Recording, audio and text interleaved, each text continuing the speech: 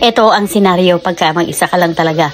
Yung pag naisipan mo, may mga tira-tira naman sa fridge, kaya lang pag minsan nakakasawa talaga. So, sabi ko magluluto ako ng gulay. Wala namang ibang gulay dito. Wala namang Pilipinong gulay dito. Makikita mo ng sarap, carrots, repolyo, celery, lettuce, bell pepper. Yan ang mga naandyan sa fridge.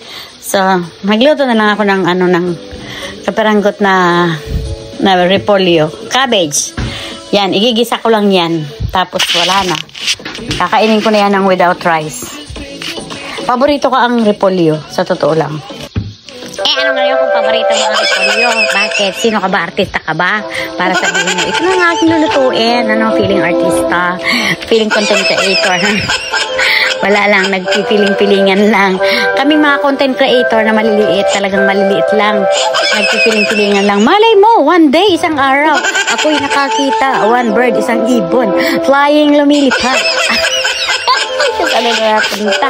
So, ayan na nga, naggisa-gisa na ako. Malapit na maluto at oras na para kumain ako ng aking almusal at tanghalian. So, yun.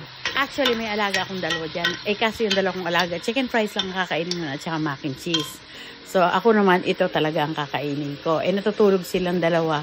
Yung isa nasa school, tapos yung maliit, natutulog pa. So, ayan na nga. Lagyan ko lang ng mga samya-samya, paminta, chicken powder, hindi mawawala para magkaroon ng lasa, asin. Ayan. Bakit pa sinasabi mo pa kung ano mga nilalagay mo? Basta ginisang repolyo. Para lang para meron kang ma-vlog dyan. Sinasabi mo pa talaga. At saka ganyan lang ako mag-ano. Parang pumayat ako dito. Parang nawawala na. Nauubos na ang ko, tiyan ko. Bakit naman sinasama pati puwet? Parang nawawala na rin pati puwet. Diyos ko, Lord. Tiyan lang. Ang kailangang mawala. Hindi yung nasa likod. Huwag mo naman lubusan kunin, Lord. Charot. O, ayan na, naluto na isang mangkok yan. Hindi ko na inisip na magkaroon ng kanin kasi nga, isang mangkok nga yung aking niluto na yan.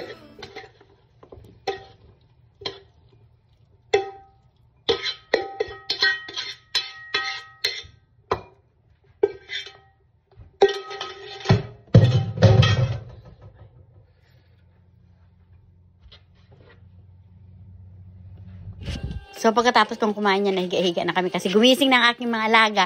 At andyan na rin ang mga kaapuhan ko galing sa school at ang sinundo ng anak ko. So, ayan na. Makita nyo na sila nagkakagulo na ang mga madlang people. So, ayan. Basta yung yung alaga ako. Nakaupo pa kami sa sopa. Hindi ako gumagalaw kasi yung mga apo ko. Mamaya yan pa naman kakain. May merienda lang yan. Ayun lang guys. Thank you for watching.